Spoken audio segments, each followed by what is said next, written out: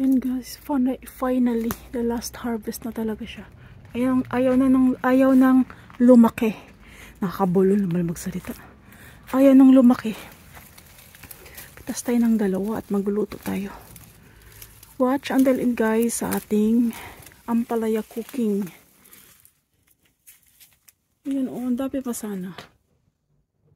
Ayan, nasisira. Kasi malamig na nga siya. Ayan. Malamig na nga kasi, ayan, nasisira siya.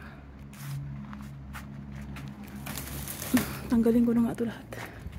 Watch until end sa ating vlog. So, hello guys. Ito na po yung ating continuation sa ating ampalaya picking. Magluto po tayo gamit ang, ito po ay tofu guys, fried tofu. Slice na squid and skinless shrimp. Minced garlic. At gagamit tayo dito ng oyster sauce, salt, black and pepper, salt, black pepper, and sesame oil. So, ito po yung aking version ng seafoods with tofu ampalaya sauteed. Watch until end guys at for sure na magugustuhan nyo ang ating recipe na ito. Napakasimple lang. Pwede rin ang panglasa ninyo dito is powder curry. Pwede rin. Kaya lang wala akong nakitang powder curry eh. Yung sanang plano ko. Kasi nakakain ako nito ng luto ng isang ka-workmate ko nung ako ay buntis pa. Niluto niya ito. At actually may kasama nga yung pork eh. Na yung crispy pork tapos may seafoods, mayroon pang scallop. Talagang napaka-special ang pagkaluto niya. Tapos yung gamit niya ay curry powder. Eh wala akong makita na curry powder. So ang gagamitin ko dito is oyster sauce lang. So katrabaho ko na taga Nepal or Nepal National. So, yun. Ito lang yung gamit ng kutsilyo maliit kasi sobrang talas nung mahaba akong kutsilyo. Na nahihiwa yung plastic na ginagamit ko sa aking sangkalan. So, yun. Salamat guys. At ito na yung pinaka-last ko na luto ng aking ampalaya from my garden, from garden to table. Kasi next week or next week na aking day off ay aking nang tatanggalin ang aking ampalaya kasi nagyelo na yung kanyang dahon.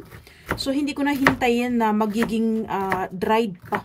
Dahil magliliparan at magiging basura pa. So, bago siya magiging dried sa lamig, akin na siyang tatanggalin at ito na yung pinakahuling bunga niya na aking lulutuin. So, sobrang na-enjoy ko ang aking ampalaya this year kahit kunti-kunti lang yung bunga niya. So, bawat bunga niya talaga is walang natatapon.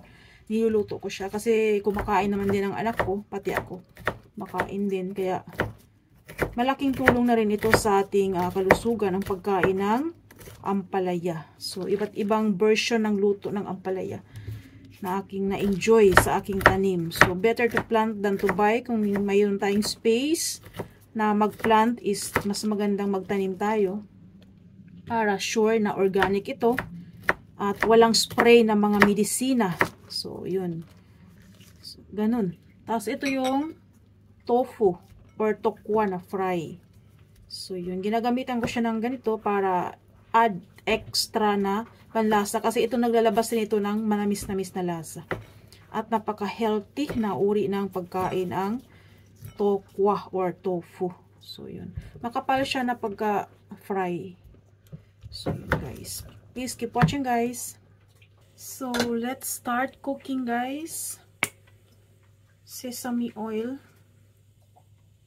Pangdagdag siya ng aroma. Pwede na namang regular na cooking oil lang. Nasanay lang ako pag nagisa. Kung hindi sesame oil, olive oil. Ang preto is yung mga cooking oil lang. So, yun po yung aking nasanayan. And garlic. Hindi po ako gumagamit ng onion dito. Garlic lang. Pwede rin gamit ang onion. Pwede. Namiss ko yung luto nung Nepal na akong katrabaho. Magaling siya magluto.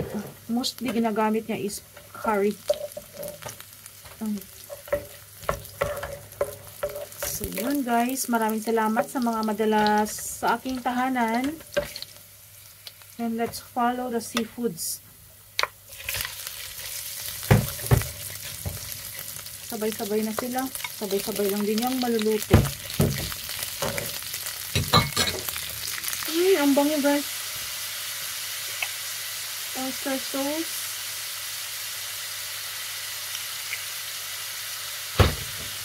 Salt. Black pepper.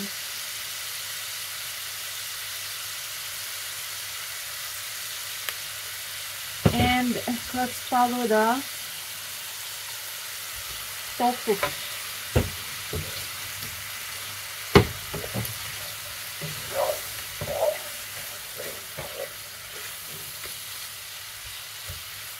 Seafoods and bitter gourd salted.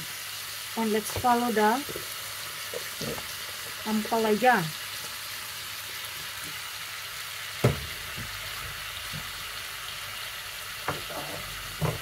Takpan mo siya 3 minutes. 3 minutes na ganyan lang. So ayun guys, after 3 minutes, medyo nagbago na yung kanyang kulay.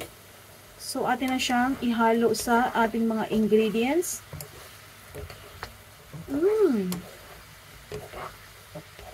Maraming paraan para ma-enjoy natin ang pagluto ng ampalaya in our own way.